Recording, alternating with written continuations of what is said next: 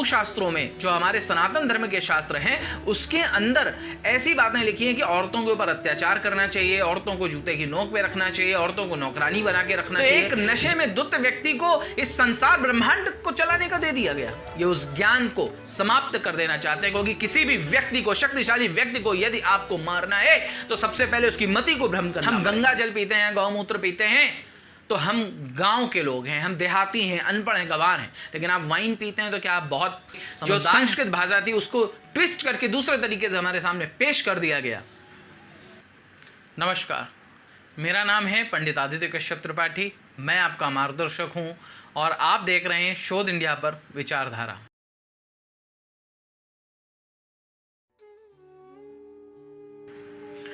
पिछले 2 एपिसोड में मैंने आपको राम और कृष्ण के प्रति जो भ्रम हमारे अंदर पैदा किया गया है, अर्थात हमारे भगवानों को लेकर के, हमारे ग्रंथों को लेकर के, वेदों को लेकर के जो भ्रम हमारे अंदर फैलाया गया और सनातन धर्म के अंदर जिस प्रकार सेंध लगाई गई, उसके विषय में मैंने यहाँ पर बात करी। आज उसी श्रृंखला को आगे बढ़ाते हुए मैं एक बात कहना चाहूँगा आज, कि जिस प्रकार आज के समय में लोग राम, कृष्ण, शिव इन सब के विरुद्ध जा रहे हैं, कहीं ना कहीं ये भावना हमारे अंदर डाली जा रही है कि जिन्हें हमें भगवान के स्वरूप में बताया या दिखाया गया है, ये सही लोग नहीं थे। इनके जो निर्णय थे या इन्होंने जो अपने जीवन काल में किया वो सब कुछ गलत था। तो आज मैं आपको इस एपिसोड के माध्यम से कुछ उदाहरण रामायण और भगवान कृष्ण से संबंधित, महाभारत से संबंधित कुछ उदाहरण आपके सामने रखना चाहूँगा, आपके समक्ष रखना चाहूँगा, जिससे शायद आपका एक मार्गदर्शन हो सके और आपको सत्यता का पता चल सके। सनातन धर्म को बदनाम करने के लिए और उसको खराब करने के लिए समय समय पर हमारे ग्रंथों में, हमारी सभी चीज़ों में परिवर्तन किया गया। इसके पीछे बहुत बड़ा एक जो गिरोह था अंग्रेज़ों का, वो लगा हुआ था। मुगल्स जो थे हमारे देश में, जो मुगल आए, उन्होंने ज़्यादातर करके हमें लूटने का प्रयास किया, हमें कमज़ोर करने का प्रयास किया, हमारे ऊपर शासन करने का प्रयास किया। लेकिन वो बहुत ज़्यादा हमारे धर्म ग्रंथों में परिवर्तन नहीं कर पाए, क्योंकि उनके पास कोई ऐसा रणनीति नहीं थी कि वो हमारे धर्म ग्रंथों में बहुत अत्यधिक परिवर्तन कर सकें। लेकिन फिर भी जितना वो हमें भ्रमित कर सके, तो उन्होंने उतनी राजनीति करके हमें भ्रमित भी किया और हमारे धर्म को परिवर्तित भी किया। लेकिन उन्होंने ज़्यादातर कोशिश जो करी वो हमारे ऊपर ज़ोर ज़बरदस्ती करके करी। लेकिन जब अंग्रेज हमारे देश में आए तो वो बहुत इंटेलिजेंट थे। उन्होंने ये ट्रिक को पकड़ा हुआ था कि बांटो और राज करो, कैसे भी करके इन लोगों के मन में भ्रम भर दो। तो वो भारत में आने के बाद उन्होंने यहाँ पर सबसे पहले जो प्रथा चालू करी, क्योंकि मुगलों के समय में जब मुगलों का शासन था उसमें इस तरीके का कोई डॉक्यूमेंट नहीं मिलता है जिसमें ऊंच नीच की बात आती हो, जहाँ पर जातिवाद या धर्मवाद की बात आती हो, जहाँ पर इस तरीके की बात आती हो नीचे बैठेगा, हम ऊपर बैठेंगे, ये हमारी चीज़ छुई नहीं खाएगा। ऐसी बहुत सारी चीज़ें जो थीं ये उस समय के डॉक्यूमेंट्स में नहीं मिलती हैं। लेकिन अंग्रेज़ों के हमारे देश में आने के बाद ये तरीके की चीज़ें मिलना शुरू हो गई, क्योंकि अंग्रेज़ जब आए तो उन्होंने सबसे पहले जो एक सिस्टम लाया वो ये लाया, बॉस, नौकर, अमीर, गरीब, सबसे पहले ही वो इस चीज़ को लेके आए और इसमें लोगों को डिवाइड कर दिया। उन्होंने क्या किया, अमीरों को बोला कि अरे तुम तो अमीर हो, तुम कैसे ये गरीब लोगों के साथ उठते बैठते हो, तुम इनका दिया हुआ कैसे, छुआ हुआ कैसे खा लेते हो, इनको अलग रखो, इनको जूते की नोक पे रखना चाहिए, ये ऐसा है वैसा, इस तरीके की बातें उन्होंने हमारे भारतीय भोले भाले लोगों को पढ़ाना सिखाना चालू किया। इसके बाद उन्होंने देखा कि हमारे धर्मग्रंथ जो हैं वो बहुत मजबूत हैं, बहुत अच्छी चीज़ें बताते हैं, बहुत अच्छा मार्गदर्शन करते हैं। तो उन्होंने मैक्स मुलर का यूज़ किया। मैक्स मुलर जो थे उन्होंने बहुत अच्छी संस्कृत सीखी हुई थी, तो उन्होंने कई सारी बुक्स जो थी हमारी, जिसमें मनुस्मृति भी थी, उनका हिंदी रूपांतरण किया। अच्छा, संस्कृत हर व्यक्ति की समझ से परे थी। भारतवर्ष के अंदर भी जो एजुकेटेड वर्ग था वही संस्कृत समझता था। जैसे आज के समय की अगर हम बात करें, आज के समय में इंग्लिश एक ऐसा सब्जेक्ट है जिसे एक पढ़ा लिखा आदमी, एक अच्छे घर का आदमी ही जल्दी समझ पाता है, पढ़ पाता है। लेकिन जो थोड़ा गरीब तबके का इंसान है या कम एजुकेटेड है, वो इंग्लिश में जल्दी नहीं समझ पाता। इसी प्रकार से संस्कृत थी उस युग में, क्योंकि हर डॉक्यूमेंट को संस्कृत में लिखा गया था। और संस्कृत को उन्होंने हिंदी रूपांतरण जो किया उसमें उन्होंने चेंजेस कर दिए, जो हिंदी रूपांतरण हम तक पहुंचाया। और जब उसको लोगों ने पढ़ा तो उसके अंदर उनको महसूस हुआ कि अरे इनके अंदर तो हमारे खिलाफ बातें लिखी हुई हैं, इसमें तो हमको निचले तबके का बताया गया है, हमारे ऊपर अत्याचार करने के लिए बताया गया है। उन्होंने मर्द और औरत तक को बांट दिया। उन्होंने बताया कि हिंदू शास्त्रों में, जो हमारे सनातन धर्म के शास्त्र हैं, उसके अंदर ऐसी बातें लिखी हैं कि औरतों के ऊपर अत्याचार करना चाहिए, औरतों को जूते की नोक पे रखना चाहिए, औरतों को नौकरानी बना के रखना चाहिए। जबकि आप अगर हमारे सनातन धर्म को देखेंगे तो हमारे यहाँ सारी पावर्स, जो शक्तियां हैं, वो देवियों के पास हैं। वो महिलाएं, चाहे वो ज्ञान की देवी सरस्वती हो, लक्ष्मी की देवी माँ लक्ष्मी हो, यानी धन की, पैसे की जो देवी है वो लक्ष्मी है, और पावर जो शक्ति है वो माँ पार्वती के पास है। इस प्रकार हम हमेशा शक्तियों की, देवियों की पूजा करते आए हैं और उनकी आराधना करते आए हैं। हमने अपने यहाँ हमेशा ये बोला है कि माँ के चरणों में स्वर्ग होता है। हमने पत्नी को हमेशा वो स्थान दिया है कि पत्नी के लिए हमारे भगवान श्री राम ने एक देश पर, संपूर्ण देश पर हमला कर दिया और वहां से अपनी पत्नी को छुड़ा करके लेकर के आए। इसी प्रकार भगवान कृष्ण ने भी बहुत बार युद्ध लड़े और महिलाओं की रक्षा करी। तो हमारे सनातन धर्म में ऐसे एक दो नहीं, लाखों एग्जाम्पल मिलते थे जहां पर महिलाओं की बात आती थी। लेकिन इनको तो बांटना था, इनको एक द्वेष पैदा करना था धर्म को लेकर के, ताकि ये कमजोर हो जाए। क्योंकि हमारे भारत देश के अंदर सबसे मजबूत चीज जो थी वो हमारा धर्म था, और हम धर्म के हिसाब से चलते थे और धर्म से डरते और दबते भी थे कहीं ना कहीं। तो इस वजह से हम धर्म के नियमों का पालन करते थे और उन नियमों के हिसाब से ही चलते थे। लेकिन अंग्रेजों ने देखा कि ये इनकी सबसे ताकतवर और शक्तिशाली चीज है, तो इसको कैसे तोड़ा जाए, इससे कैसे कमजोर किया जाए। तो हम इनकी मानसिकताओं के साथ खेलते हैं, इनके दिमाग के साथ खेलते हैं। हम इनको गलत रूपांतरण देंगे, गलत अर्थ बताएंगे, गलत चीजें बताएंगे, और इन्होंने वो ही करना स्टार्ट किया और उसमें वो कामयाब हो गए। और इतना ज्यादा कामयाब हुए कि हमारे देश के अंदर जो हिंदू मुस्लिम भी बहुत अच्छे से रहते थे, उनको भी इन्होंने बांटना चालू कर दिया। जो द्वेष आज के टाइम में हम झेल रहे हैं, जाते जाते भी भारत को पाकिस्तान दे गए। तो हमारे दो देशों को ऐसा कर गए कि दोनों देश आपस में पूरी जिंदगी लड़ते रहेंगे और कभी भी ये स्टेबल नहीं हो पाएंगे, कभी अपने पैरों पर खड़े नहीं हो पाएंगे। तो ये उनकी चाल थी। और हमारे धर्मशास्त्रों में कहीं पर भी दलित शब्द का प्रयोग ही नहीं आता है। मैं इस पर एक अलग से वीडियो बनाऊंगा और उसमें मैं आपको इसका पूरा एक्सप्लेनेशन दूंगा। हमारे धर्मशास्त्रों में जो वर्ण सभ्यता थी, ब्राह्मण था, क्षत्रिय था, वैश्य था, शूद्र था, इन सबके अपने अपने काम थे, अपने अपने प्रोफेशन थे। इस पर मैंने ऑलरेडी एक वीडियो भी बनाया हुआ है। और ये जो वर्ण व्यवस्था थी, इस वर्ण व्यवस्था को उठा करके ही उन्होंने सारा खेल खेला और उस खेल में वो कामयाब हो गए। अब यहां पर मैं आपको बताता हूं कि इन्होंने किस तरीके से हमें भड़काया और उसको मैं क्लियर आपके सामने किस तरीके करूं। उन्होंने बोला भगवान राम क्या थे, उन्होंने अपनी पत्नी को छोड़ दिया। तुलसीदास जी रामचरितमानस में ताड़ना के अधिकारी लिखते हैं, सीता को रावण हर करके ले गया, उन्होंने उनकी केयर नहीं करी, उनकी रक्षा नहीं करी। भगवान राम ने हमेशा पार्शियलिटी करी। तो अगर आप भगवान राम के जीवन को चाहे वाल्मीकि रामायण में पढ़ लें, चाहे तुलसीदास जी के रामचरितमानस में पढ़ लें, दोनों जगह एक ऐसा कैरेक्टर आपके सामने रखा गया है कि जो सीखने योग्य है हमारे जीवन में। राम का एक ऐसा किरदार हमारे सामने पेश किया गया। ये एक ऐसे राजा की कहानी नहीं, मैंने पहले भी बोला, जिसने युद्ध किया, जीता और हो गया। उन्होंने लंका पर आक्रमण किया। बहुत सारे ऋषि मुनियों ने बात बोली है कि उन्होंने लंका पर आक्रमण किया, पूरी लंका को जीत लिया। लंका बहुत रिच थी, बहुत अमीर थी, लेकिन उन्होंने लंका पे शासन नहीं किया। वो चाहते तो वहां शासन कर सकते थे, उसे अपना गुलाम बना करके रख सकते थे, लेकिन उन्होंने वैसा नहीं किया। उन्होंने जिस कारणवश वहां पर आक्रमण किया था, सिर्फ अपनी पत्नी के लिए वो लड़े, और जो गलत कार्य हुआ तो उसका पनिशमेंट, उसकी सजा उन्हें रावण को देनी थी और वहां के दैत्यों को देनी थी, जो ऋषियों मुनियों पे और बहुत सारे लोगों पर अत्याचार कर रहे थे। उन्हें उस अत्याचार को समाप्त करना था, जो उनका उद्देश्य था। उन्होंने सिर्फ वही किया और अपने देश वापस आ गए, अपनी जगह पर वापस आ गए। भगवान राम ने बहुत अच्छा किरदार निभाया, अपने पिता की आज्ञा का पालन किया। आज के युग का कोई लड़का ऐसा हो सकता है जिसको बोल दिया जाए कि जाओ 14 वर्ष के लिए तुम वन में चले जाओ या कहीं भी चले जाओ, सारी प्रॉपर्टी, इतना बड़ा राजपाट छोड़ करके तुम चले जाओ, और उसका कल राज्याभिषेक होने वाला है, यानी कल उसके नाम पर प्रॉपर्टी लिखी जाने वाली है, उसके फादर उसके नाम पर प्रॉपर्टी लिखने जा रहे हैं, और रातों रात उसको बोल दें कि नहीं नहीं भाई तुम ऐसा करो कि तुम जाओ, मैं तो तुम्हारे छोटे भाई को सब कुछ दे दूंगा। कभी आप जाए गोलियां चल जाएंगी आज के समय में। लेकिन भगवान राम ने यहां पर एक उदाहरण प्रस्तुत किया हमारे सामने कि पिता के वचन से, पिता से बढ़कर कोई भी चीज संसार में नहीं है। और अंतोगत्वा भगवान राम आज भगवान बने। क्यों? क्योंकि उन्होंने अपने पिता की आज्ञा का पालन किया, उन्होंने विरोध नहीं किया। वहां पर एक भाई का किरदार आता है भरत का, जिन्हें सारा राजपाट मिल गया। आज के टाइम में किसी को भी मिल जाएगा, वो लेकर के बैठ जाएगा, बोलेगा जाओ जो करते बने कर लो। लेकिन नहीं, उन्होंने कहा कि ये मेरे भाई का हक है, ये मेरे भाई का स्थान है। उन्होंने वन में जाकर के अपनी कुटिया बनाई और वहां से वो अपना राजपाट चलाते थे। उन्होंने ये तक कहा कि भगवान श्री राम मेरे जो बड़े भाई हैं वो जमीन पर सोते होंगे, मैं उनके बराबर कैसे सो सकता हूं, तो गड्ढा को उठ के सोते थे। आप एक भाई का एक किरदार देखिए, यहां से कितनी बड़ी सीख हमें मिलती है। हनुमान जी को कौन सा धन, वैभव, पैसा, रुपया और बड़ी दौलत मिली जा रही थी, लेकिन नहीं, उनको अपने प्रभु के प्रति एक भक्ति थी, एक मित्रता थी। यहां पर एक मित्रता का बहुत अच्छा उदाहरण सुग्रीव ने और हनुमान जी ने रखा है कि बिना किसी स्वार्थ के निस्वार्थ किस प्रकार से दोस्ती निभाई जाती है।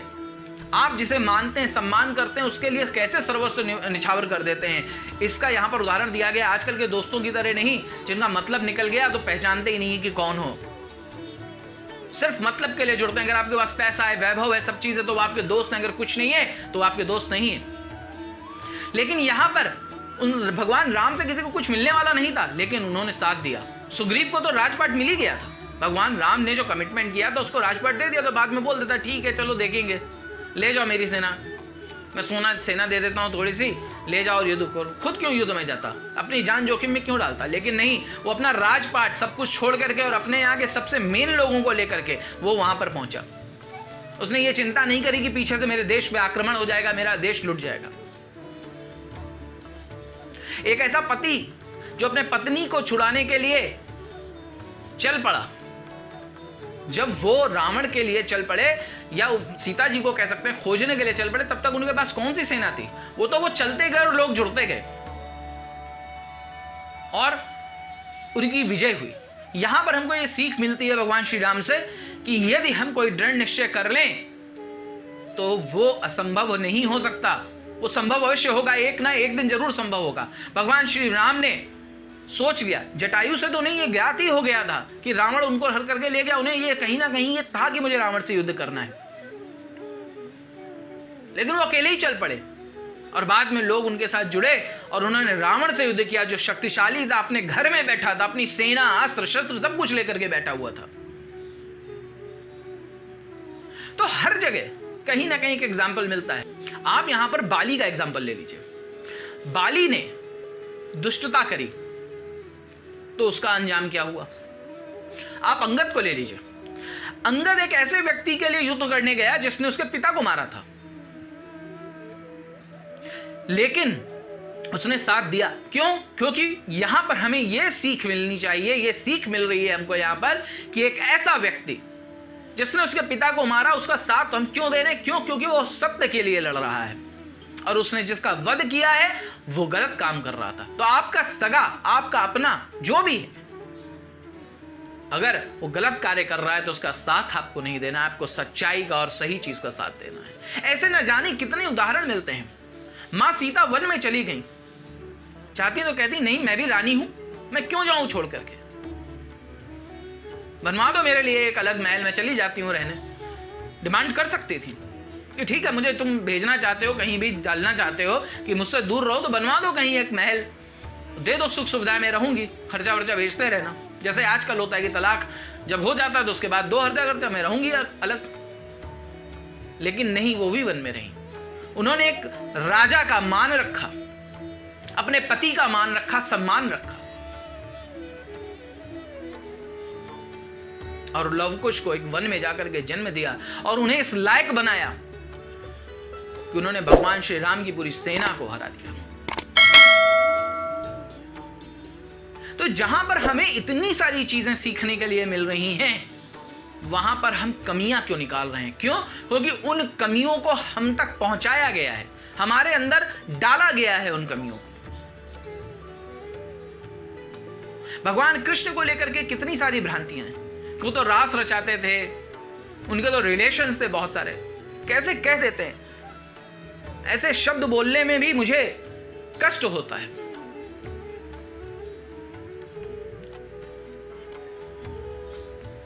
बेकार की चीजें क्रिएट कर दी उनके आसपास। भगवान कृष्ण के आसपास ऐसी बहुत सारी चीजें क्रिएट कर दी कि उनके चरित्र पर उंगलियां उठी। आज के समय के लड़के उदाहरण देते हैं कि अरे भगवान कृष्ण कर सकते तो भगवान थे हमारे, मैं क्यों नहीं कर सकता हूं। भगवान शिव को चिलम पीते दिखाते हैं, नशा करते दिखाते हैं। भगवान शिव ने कभी भी कोई नशा नहीं किया। महायोगी हैं वो, इस ब्रह्मांड को, संसार को बनाने वाले हैं वो, इसकी रक्षा करने वाले हैं वो। एक नशे में धुत व्यक्ति क्या आपकी रक्षा कर सकता है? क्या नशे में धुत व्यक्ति को आप अपना ड्राइवर बना सकते हैं? नहीं बना सकते आप। तो एक नशे में धुत व्यक्ति को इस संसार ब्रह्मांड को चलाने का दे दिया गया। यह कैसे पॉसिबल हो सकता है? आप खुद सोचिए। तो गलत चित्र, गलत चीजें, गलत धारणाएं, गलत बातें आप तक पहुंचाई जा रही हैं, और आज से नहीं, कई सालों से पहुंचाई जा रही हैं। इसमें कई लोगों का स्वार्थ जुड़ा हुआ है कि वो आपको आपके धर्म से विमुख करके अपने धर्म में आपको मिलाना चाहते हैं, आपको कमजोर करना चाहते हैं। क्यों? क्योंकि सनातन धर्म बहुत शक्तिशाली है, बहुत सारी शक्तियां हैं, बहुत विद्या है, बहुत ज्ञान है। ये उस ज्ञान को समाप्त कर देना चाहते हैं, क्योंकि किसी भी व्यक्ति को, शक्तिशाली व्यक्ति को यदि आपको मारना है तो सबसे पहले उसकी मति को भ्रम करना पड़ेगा। और सनातन धर्म की सबसे बड़ी शक्ति उसका ज्ञान है, उसके वेद हैं, उसके शास्त्र हैं,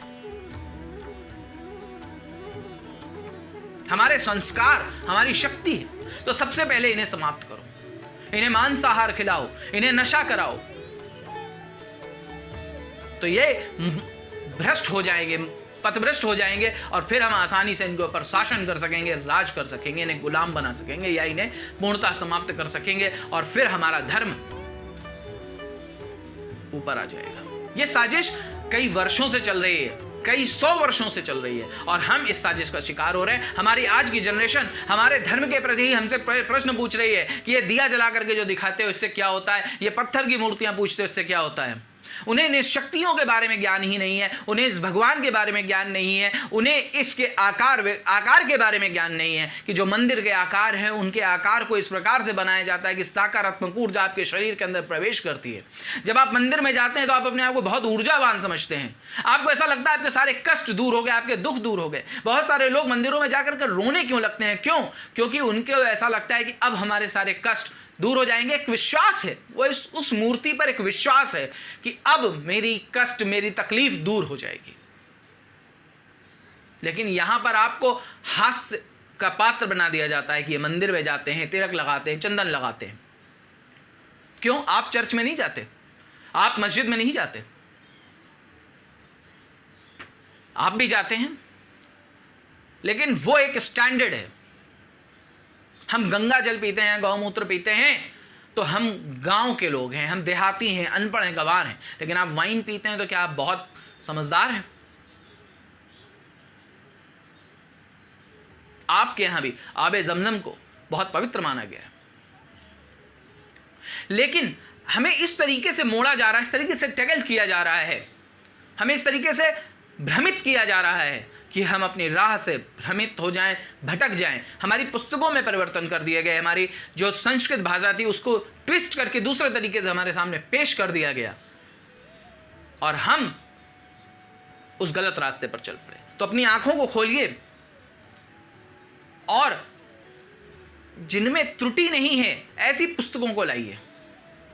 मैं इस पर एक वीडियो बनाऊंगा और आपको मैं बताऊंगा कि कहां पर सही अनुवाद के साथ सही पुस्तकें मिल जाएंगी। और बहुत जल्दी हम इस पर एक प्रयास चालू करने वाले हैं, ताकि हम आपको खुद बहुत कम मूल्य पर, बिल्कुल 10, 15, 20 रुपए में इन पुस्तकों को आप तक सही अनुवाद के साथ पहुंचा सकें, ताकि आप सही तरीके से हमारे वेदों को, शास्त्रों को समझ सकें।